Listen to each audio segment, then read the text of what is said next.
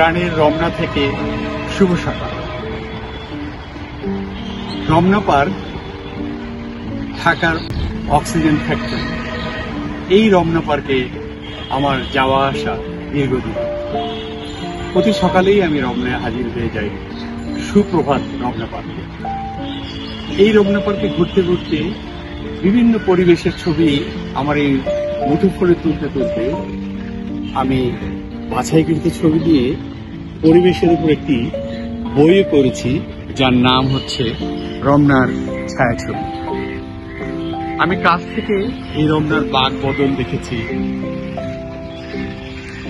পাশেই একটা ছোট্ট শিশু পার্ক আছে, শিশু স্বর্গ বলি আমরা। সেখানে শিশুরা খেলাধুলা করে, তাদের ভালো সময়টা এখানে তারা কাটায়।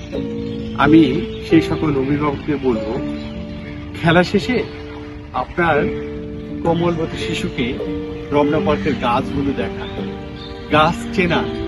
আমি এক সময় গাছ চিনতাম না। এই রমনায় দেশের পতিত যশা পরিবেশবিদরা এখানে আসেন, বৃক্ষপ্রেমীরা আসেন, দল বেঁধে আসেন, দল নিয়ে আসেন রমনায় গাছ চেনাতে।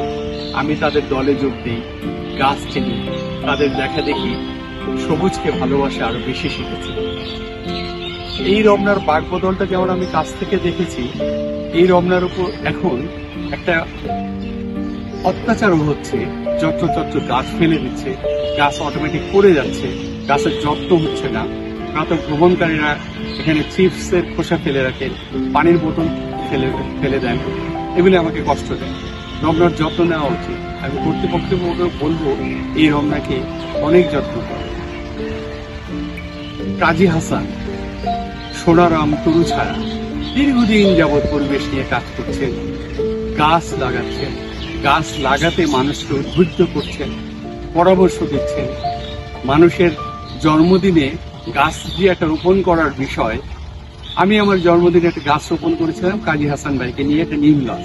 সেই নিম গাছটা এখন আমি 60 টাকা দিয়ে কিনেছিলাম। সেই গাছটি এখন আকাশ ছোঁয়া একটা লম্বা গাছ, যৌবন পেরিয়ে যাচ্ছে গাছটি, দেখতে ভালো লাগে। আপনি আপনার জন্মদিনটা গাছ রোপণ করেন। এই যে চর্চাটা কাজী হাসান করে দিয়েছেন, এটা আপনারা ফলো করেন। সোনারাম তরু ছায়া দেশের সবুজায়নে অভূতপূর্ব কাজ করছেন। আমি এই সোনারাম তরু ছায়ার উত্তরোত্তর সমৃদ্ধ কামনা করি এবং আমার এই সোনার বাংলাকে আরো সবুজ করবে সে প্রত্যাশা করি। ধন্যবাদ।